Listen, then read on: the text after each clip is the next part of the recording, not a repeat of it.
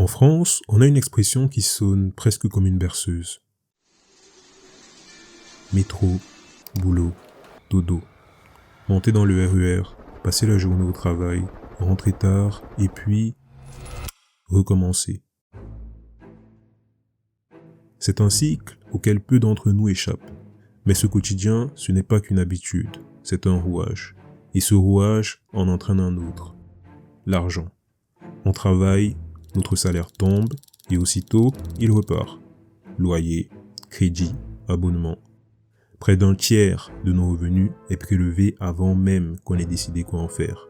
Alors, on attend la fiche de paie comme une bouffée d'air, mais elle s'évapore aussitôt, et puis on recommence. Métro, boulot, dodo. Travailler, payer, recommencer. Et ce piège, il n'épargne personne. En 2019, Ronaldinho a vu ses biens saisis par la justice brésilienne. Des amendes impayées, des dettes accumulées, des comptes presque vides. L'homme qui avait gagné des centaines de millions s'est retrouvé avec moins de $10 sur son compte. Et ça pose une question simple mais essentielle. Qu'est-ce que l'argent en réalité ?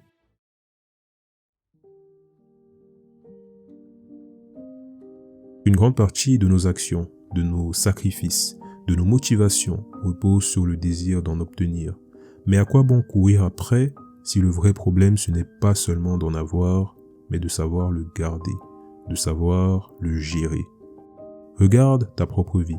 Qu'est-ce que l'argent représente pour toi ? Est-ce qu'il entre dans ta vie pour ressortir aussitôt ? Est-ce qu'il t'a déjà mis dans une position de vulnérabilité ?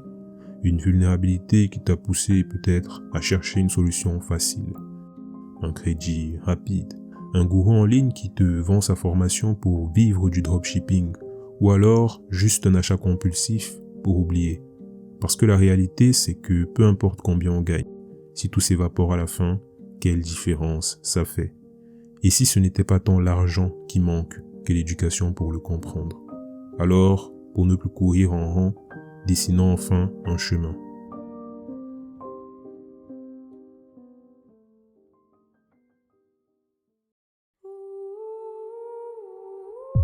Qu'est-ce que l'argent ? On peut répondre simplement en disant que l'argent, c'est un moyen d'échange qui nous permet d'obtenir des biens ou des services. Tu veux une pizza, tu donnes un billet. Tu veux prendre un Uber, tu donnes aussi un billet. C'est la définition la plus évidente. Mais on peut aller un peu plus loin. On ne donne pas son argent pour n'importe quoi. On l'échange uniquement contre quelque chose qu'on juge avoir de la valeur. Donc, on peut établir l'équation argent égale valeur. Mais c'est là que les choses se compliquent. Si l'argent représente la valeur des choses, alors pour beaucoup, il finit aussi par mesurer la valeur des personnes. Quand on voit quelqu'un avec beaucoup d'argent, les réactions se divisent. Certains, admiratifs, se demandent comment il a fait pour en arriver là. D'autres, envieux, se disent qu'il a forcément triché pour y parvenir.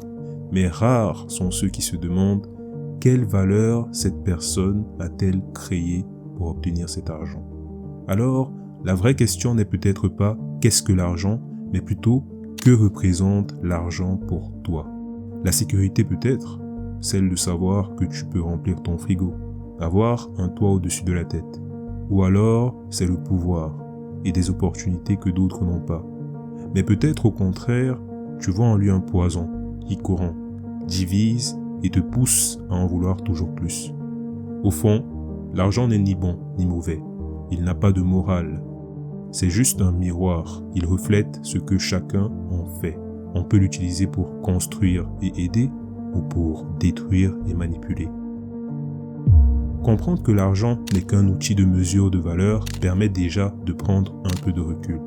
Mais est-ce que ça aide vraiment à sortir du cycle métro, boulot, dodo ? La réponse, c'est non. Pas encore. Avant, il faut comprendre notre relation avec l'argent.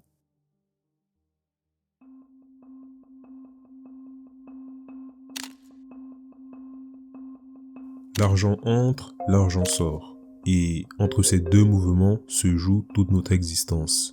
Pour la plupart d'entre nous, le rapport à l'argent repose sur deux gestes simples. Produire et consommer. On produit quand on vend notre temps ou nos compétences. C'est la valeur qu'on apporte au monde en échange d'un revenu. Et puis, on consomme pour se nourrir, se loger, se déplacer, se distraire. c'est la valeur qu'on retire du monde pour exister. En théorie, ces deux forces devraient s'équilibrer, mais dans la pratique, la balance penche toujours du même côté. On produit pour pouvoir consommer et on consomme pour oublier qu'on produit. L'argent circule, mais il ne s'arrête jamais. Les publicités, les crédits, les notifications, les soldes, tout est pensé pour qu'il quitte nos mains avant même qu'on ait le temps d'y réfléchir. Et on ne travaille plus pour vivre, on travaille pour entretenir le cycle. Cette boucle, elle est si familière qu'on ne la questionne plus. On confond activité et progrès, dépenses et liberté, confort et bonheur. Mais avoir une bonne relation à l'argent, ce n'est pas d'en avoir plus. C'est comprendre comment il se déplace dans ta vie, où il entre, où il s'échappe et surtout pourquoi. Tant que tu ignores ce mouvement, tu ne le contrôles pas. C'est lui qui te contrôle. C'est que dès l'école, on éduque les gens à être de bons citoyens qui renacleront pas trop et qui gueuleront pas trop. Et puis, on les dirige. Mais vivre, c'est pas bosser comme un dingue, dodo, métro, comment ils disent déjà là-bas à Paris, je me rappelle plus, métro, boulot, dodo, oui. C'est pas vrai, ça, c'est pas vivre. Ça, c'est être esclave.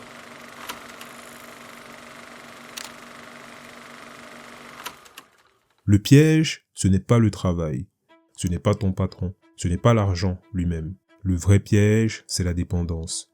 C'est ce rythme imposé où chaque dépense t'oblige à continuer de produire. C'est ce moment où tu réalises que si ton salaire s'arrêtait demain, tout s'effondrerait.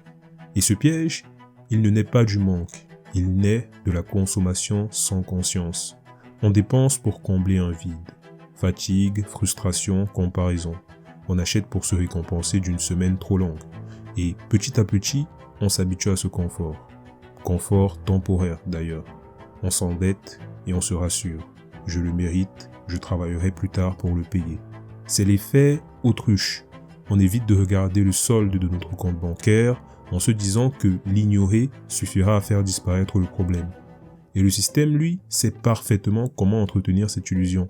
Paiement en plusieurs fois, abonnement mensuel, livraison en un jour. Tu ne ressens plus la dépense, elle devient invisible. Tu travailles sans cesse, non pas pour avancer, mais pour régler le passé. S'échapper du piège, ce n'est pas tout quitter. C'est reprendre conscience. C'est accepter de regarder son argent en face, même quand ça fait mal. C'est comprendre que chaque euro dépensé traduit une émotion. Peur, envie, ennui, besoin de reconnaissance. Et petit à petit, c'est réapprendre à faire le tri. Dépenser par choix, pas par réflexe. Travailler par conviction, pas par obligation. C'est à ce moment-là qu'on commence à sortir du cycle. Parce qu'on reprend le contrôle. Il est cependant intéressant de voir comment gagner de l'argent en réalité. Le monde ne rémunère pas l'effort, il rémunère l'impact. Tu peux travailler 10 heures par jour et stagner, ou travailler intelligemment 2 heures et transformer ta vie. Ce qui compte, ce n'est pas le temps que tu échanges, mais la valeur que tu produis. Cette valeur peut venir de 3 choses. Ton temps, ton talent ou ton système. Travailler, c'est échanger ton temps contre de l'argent. Créer, c'est échanger ton talent contre de la valeur. Construire un système, un produit, un service, une plateforme, c'est créer une structure qui travaille pour toi. Et là, on commence à parler de liberté. Ce moment précis où ton argent ne dépend plus uniquement de ton temps. Pas besoin de révolutionner le monde. Tu peux vendre ce que tu sais déjà faire. Car l'argent circule toujours vers ceux qui apportent une solution.